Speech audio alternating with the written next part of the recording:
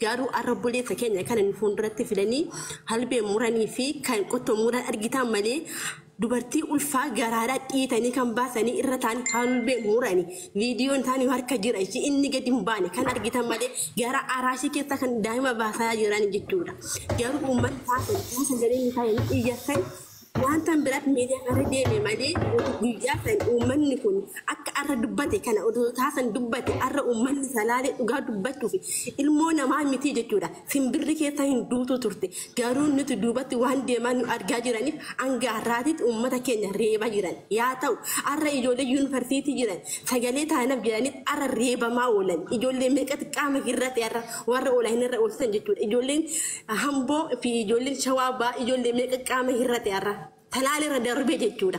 Isaan gumaa haadha keenya dhiiga haadha keenya ilaallu jedhanii ba'an taanan isaan ba'anii reebamaa jiran arraan tana jechuudha. Arras Oromoon biyya keessa jiru miidiyaarra iyyee malee dhaqee qaamaan waan irra gaafii falmatame hin jiru. Ani shaneedha jedha akka obboleewwan keenya gadi ba'anii hin dubbanne manatti dhiitee wal deebisaa jira. Ani mucaa achitti argaan jira. Ani naannaa Finfinneerraa yoo xiqqaate kiiloomeetira 5 deema. Dhugaarra biyya obboleetti koo mana keessa jira. Garatti hin bahuun qabani. Manatti wal deebisaa reebamaa jira. Kanaafuu uummanni bakkee tokko osoo hin sokkine ajandaa biraa ajandaa ganda amantaa osoo hin taane maqaa lafee fi maqaa dhiigalmaan Oromootiin uummata talaalee bukkee dhaabbadha. Isaan arra maal jedhe namichi ganamarra talaalee keessaa bee jechuudha. Ani waggaa 5 guutuu mattaawaqaa hin qabu jedhe obboleettiin keenya waggaa 3 jette. Ani si hima bara 2011 baatii kuma lama fi kuda tokko baatii meeqa faar baatii jaafaa keessa biyya jira achitti reebamee achi Finfinnee galee jechuudha. Barsa eegalee reebichii fi ajjechaan jechuudha. Waggaa 3 miti warri beekutiniif hima waggaa 5 xumuree waggaa jaafaa keessa jirra jechuudha laa. Sa'aatii ta'e uummanni keenya kan namni tokko dhufee hin jiru. Mattaawaqaa keenya bar waggaa 5 hin qabnu bar. Liqoon bariin achi amaaradha. Siif hima hidhataan achi amaaradha. Itti gaafatamaa bulchiinsa ta'e amaaradha. Kan ni naqu taani kan ni tumu taani. Nuti mattaawaqaa biyya san keessa hin qabnu ijoolleen ni beeku jechuudha. Waa'ee waggaa 3 miti waggaa 5 miti jaafaa lakkaa'uuf isaa jirra ishii. So ani dubbiin baay'ee uummanni keenya angaarraa kana beelan kan dhumaa jiru jira. Kan akkasuma ooleedhaan dhumaa jiru jira. Kan albeef gurraamuu fi kan qottoota argitan malee isaan olitti reebichi hamaan cimaan ni jira ishii. Namicha mataasaa qabanii gadi zaqanii jalana ibidatti lukkutan bar osoo lubbuun keessa hin bahin akka dubartiitti dhaqna raamuraan bar viidiyoon isaanii harka jira isheen nuti gadi hin baasne malee maaliif roorroon kun boru dabaluu danda'a jennee uti jenne malee harka koo keessa jira si harka keessan ichi qaama qullaa qulqulluu nafasaa kan irraa muran jechuudha. Osoo lubbuun jiru harka isaa duubatti hidhanii nafa qaama isaa irraa muran kun eessa dhaqee arra mucaa xiqqaa mucaa waggaa 9 akka qaluu argitan malee jechuudha. Dhugaa waaqa waa'ee talaalee dubbachurra osoo nattafee wayyaa kanaafuu uummanni keenya qarshii miti kan irraa barbaadu yookiin gargaarsa miti gargaarsa nan geessu osoo jette situ si qabama kan arra si wajjin gargaarsa siin jedhe kanatti deemeti tokkome maatii keetti irratti dhiibbati geechisiisa ishii. Inni achi taa'ee maasaa kana godhaa jiratiin jedhe asuma keessa taa'ee jechuudha. So guyyaa furmaanni uummata talaaleetti kenname gaafsan bukkee dhaabbatta malee arra yoo danda'ame waan dandeessu oduu qarshiin taane oduu saantima hin taane akkasumatti cinaa taanii nu badhatiin hin jenne malee waa'ee gargaarsaa akkaawwantiin dhibba maratanii barama qarshii funaannachuudhaaf uummanni keenya danuu jirati jala taa'ee arra kanarratti ergi tokkummaatiin jedha kanarratti ergi boru seenaan jedha naan dhufee raawwate. So sababa kanaan uummanni keenya qarshii irra nyaachuu osoo hin taane gumaa koota nuuf baasatiin jechaa jiru. Kanaafiyyuu dubbii baay'isee galatoomii kabajamii dhugaa miira keessa galeen dubbadhee dhiifama. Okay.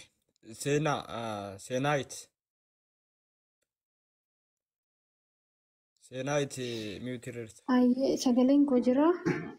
Jira. Ayyee anis yaada biraa hin qabu yaada dhuma wal fakkaataadha waama gargaarsatiin wal qabatee.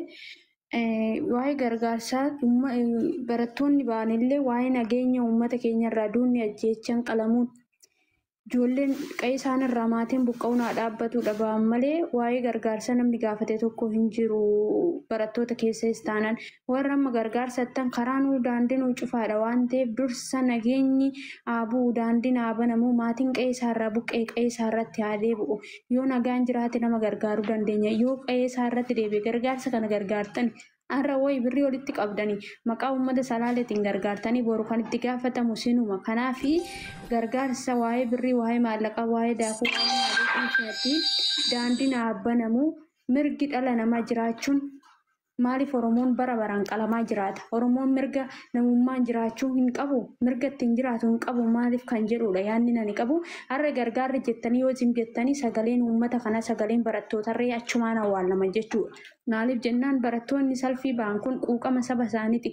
Uummata kanarraa birrii barbaadanii osoo hin taane du'a obboleessa isaanii qalama obboleessa isaanii buqqa'uu lammii isaanii itti dhaga'ameeti kan nyaannu maal nyaanna dhiiga obboleessa keenya nyaanna foon obboleessa keenya nyaanna jedhanii inni nyaata lagatee salfii beerre jechuudha. Kanaafi asumarratti sagaluma waa'ee nagaa naabuu daandii naa banamu dhaamsa jedhuun qabaa galatoomaa ulfaadhaa siniin jedha.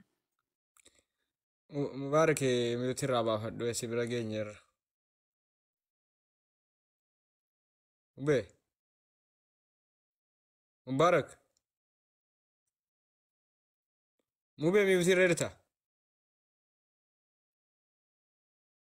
Oye.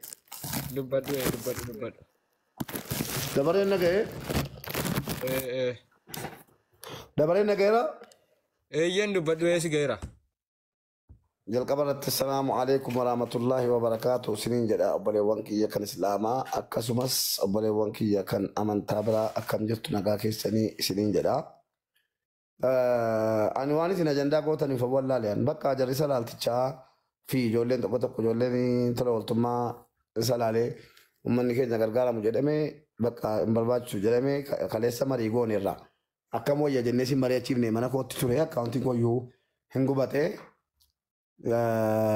Kauntiin koo yuun gubatee gargaarsi ijoolluma salaaleetu gargaarsiin barbaachisa jedhee yeroo uummata walitti qabnu immoo gargaarsi gargaaramee akkamitti dhaqee achi gala jedhamee dhugaadha jennee fudhannee afeera. Ajandaa kana ajandaa ofitti gootanii keessattuu dhalattoonni naannoo sana silaa namni gara kamiin ajandaa jijjiiru jedhaa jira isinumata ajandaa jijjiiraa akka laalaa kanaaf akkaan barbaachisu jedhamee gabaabbatee kaleessuma gaafa beellamni qabame mana beellamni irratti qabame sana hidhattanii maaliif beellama qabdanii nuti qabadha yeroo galtana dara. Nutoo akkas jenneerraa akkaawuntii dhuunfaan guuramaa jira warri jettan immoo anamma akkaawuntii dhuunfaan guuramaa jira jechuu dhaga'ee eenyu baay'inaa yaadannoo naan jedhamee achuma yaadannoo waamee gastii koo irratti bilbilee gaafadheen ka'e. Dhageessanii waameen gaafadhee ka'e yeroo jedhu kan tola ooltummaa salaaleetti maalii isinoo kaleessa waliin mari'ataa turre akkamitti hidhattanii kophaa keessan waa'ee gargaarsaa eegaltanii akkamitti akkaawuntiin kennamennaa yaadannoon bakka dhiibneerraa geessanii dhiibneerraa jedhee qaraas fakkaa waa'ee gargaarsaas waa'ee maalis dhiibnee keessaa baaneerra dhiibneerraa jedheennaan siluman tollee jedheesan itti mee dhiisaniiru. Kana qabannee yoo isa duuka deemna ta'e ajandaa silaa jijjiiramuu barbaadaa jiru jijjiirreerraa jechuudha. Amma dhaabate mataaf sagalee ta'utti deebi'aan siniin jedhaan gara koo kanuma. Galatoomuu obboleessi keenya salaaltichis asuma jira irratti fakkaata.